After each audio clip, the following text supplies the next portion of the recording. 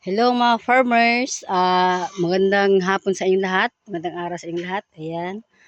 So ngayon mga farmers, tayo ay maglalagay ng, maglalagay tayo ng abono sa ating mga tanim mga farmers. Kasi di ba kita nyo naman, ganyan na po siya kalalaki, katatangkad ng ang aking mga tanong mga ka-farmers. Yan ho ay, meron naman siyang bunga na, kaya lang, yung iba kasi wala pa. So ngayon, maglalagay ako ng abono mga ka-farmers. Ayan. Ayan yung ating paglalagyan ng abono. Itong aking sitaw, ayan. Yan yung aking sitaw.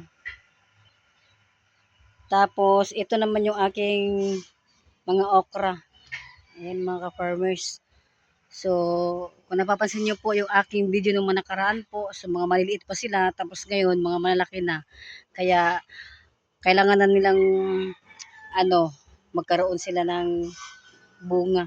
Kaya tayo mag-a-apply ng abono sa kanila mga ka-farmers para pampaano po ito, pampabunga po sa ating mga tanim.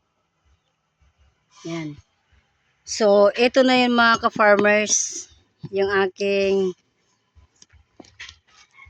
yung aking fertilizer na binili po. Ito yung aking abono na binili. Ayan, ito siya. Ano po to, complete po ito mga farmers. Triple 14 po ito. Ayan. Ito yung aking abono. Mura lang po ito mga farmers. Napaka affordable po ito pag kayo ay bibili po ng ganito. Pero yung binili ko mga farmers, kalahating kilo lang po yan. Nasa mga 23 ata yun o 24. Nasa mga ganun po. Kalahating kilo. Tapos ito yung aking tubig. Dito ko ilalagay yung abono mga ka-farmers. Ito naman yung aking pantakal ng yung sa tubig po pag tayo ay maglalagay ng abono. Ito siya, isang lang po mga farmers, isang ganito lang po.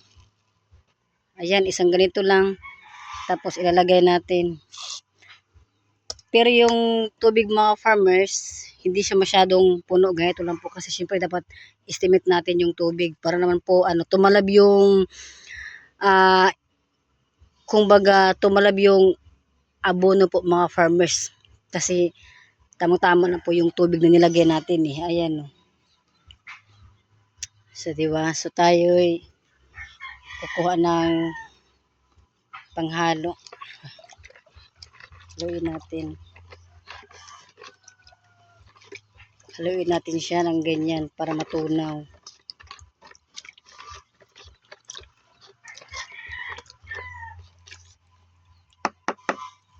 Tapos yung ito yung aking pantakal mga ka-farmers. Mag-start na po tayo maglagay. Ayan. So, wag po natin sila malapit wag po masyado malapit mga farmers pag naglagay tayo ng ng abono. Dapat may distansya po ng isang dangkal, ganun. Ganyan lang po. Kasi po, pag nasobrahan po diyan sa malapit ay mamatay po yung ating mga tanim. Yan. So, ganyan lang po. Tapos ito rin.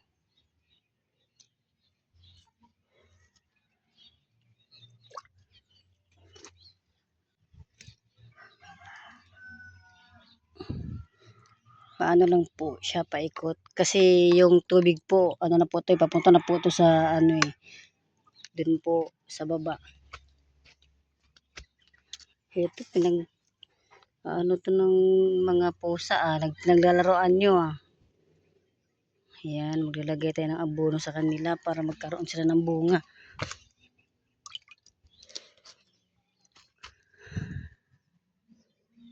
Ayan po.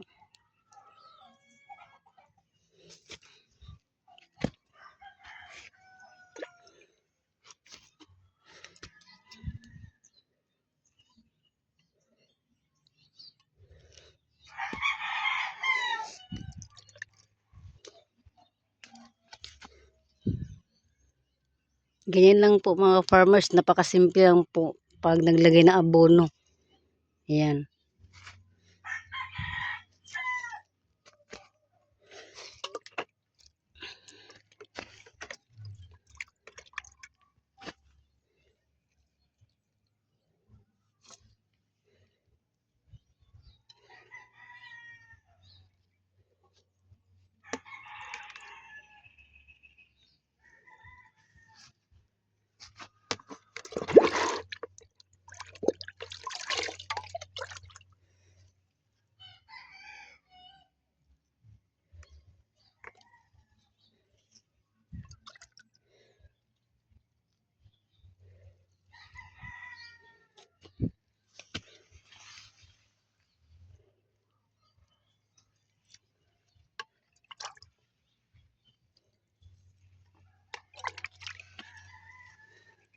Yan, lagyan natin ng abono yan.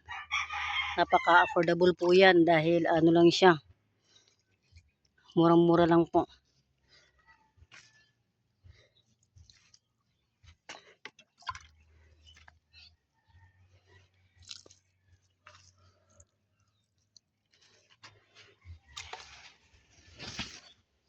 So mga ka-farmers, kung nagustuhan niyo po ang aking video na ito, huwag niyo pong kalimutan mag-subscribe po, comment, like, and share mga farmers para tayo updated kayo sa aking mga bagong video po na i-upload. So, yan lamang po ang aking video sa ngayon mga farmers. Maraming salamat po sa inyong lahat. Bye-bye.